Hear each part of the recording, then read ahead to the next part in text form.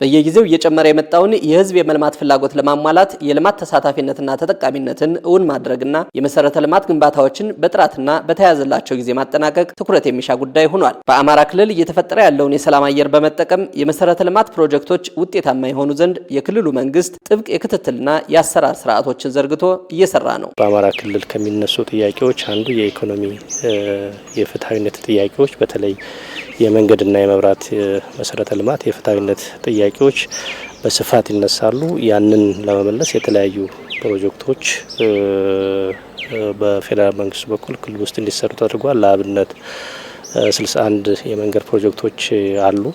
ወደ 3661 ኪሎ ሜትር የሚረዝሙ ከነዚህ ውስጥ 49ኙ በግንባታ ላይ ናቸው። የኤሌክትሪክ ሰብስቴሽን ማስፋፊያና ማሰራጫ በመገንባት ረገድ 297 ሚሊዮን ዶላር እና 4.2 ቢሊዮን ብር ተመድቦ እየተሰራ ነው። ይሄ የነበሩትን የፍትሃዊነት ችግሮች በማጥበብ ረገድ የሚኖረው አስተዋጽኦ ከፍ ያለ ነው። በመንገድ መሰረተ ልማት በአስፋልት ግንባታና ጥገና ዘርፍ ባለፉት 5 ወራት ውጤታማ አፈጻጸም ታይቷል። በሁሉም የግንባታ ዘርፎች ባለፉት 5 ወራት ወደ 389 ኪሎ ሜትር መንገድ ለመገንባት አቅደን ነበር። በአፈጻጸም ደረጃ 283 ኪሎ ሜትር ወይም የእቅዱን 72% ለመፈጸም ጥረት ተደርጓል። በመንገድ ጥገናውም በኩል በአመቱ ወደ 19772 ኪሎ ሜትር ነው ለመጠገን የታቀደው። ባለፉት 5 ወራት 7100 ኪሎ ሜትር ለመጠገን ተንቀሳቅሰናል።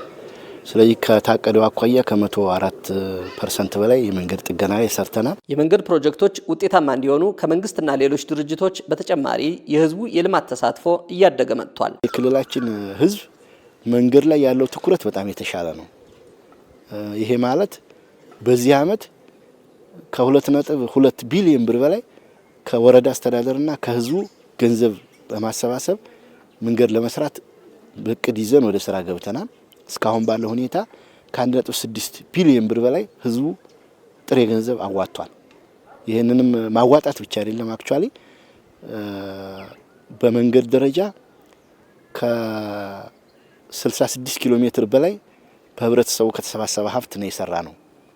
ከ3900 ኪሎ ሜትር በላይ ከህብረተሰቡ ከተሰባሰበ ገንዘብ ነው መንገድ የጠገን ነው። የንጹህ መጠጥ ውሃ መሰረተ ልማቶችን በማሟላት በኩልም የህዝቡን የንጹህ መጠጥ ውሃ ተደራሽነት ለማሟላት ሙሉ አቅምን አሟጦ ለመጠቀም ጥረት እየተደረገ ነው። በገጠርም በከተማም ሰፊ የሆነ የመጠጥ ውሃ ችግር አለ።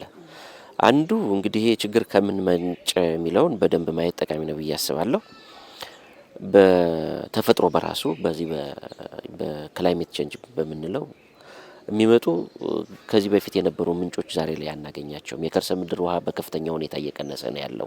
ሁለተኛ የተገነቡ ተቋማትን በአግባቡ በማስተዳደር በኩል ሰፊ ውስንነት ነው ያለው። ሶስተኛ የህዝብ ቁጥር እድገት በከፍተኛ ሁኔታ ማደግ ነው። እነዚህን ችግሮች ለመፍታት እንግዲህ ዋናው ትልቁ ቅድም እንዳልኩት ሀብት ማፈላለግ ያስፈልጋል። የሀብት ምንጭ ህብረተሰቡን በሰፊው ማሳተፍ ያስፈልጋል። የባለድርሻ አካላት የመንግስትን አቅም አሟጦ መጠቀም ያስፈልጋል።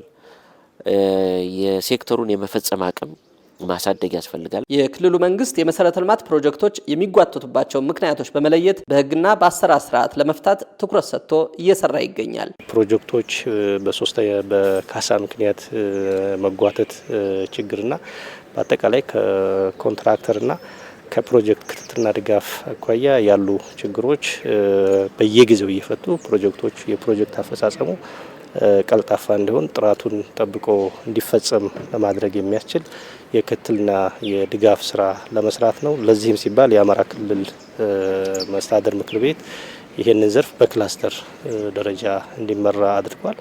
እሱ ብቻ አይደለም፣ የፕሮጀክቶች አስተዳደር እና አፈጻጸም አዋጅ አውጥቶ አጠቃላይ የፕሮጀክቶች ጥራትን የፍትሃዊነት ጉዳዮችንም ለይቶ ሊመራ የሚችል አደረጃጀትና አሰራር ዘርግቷል።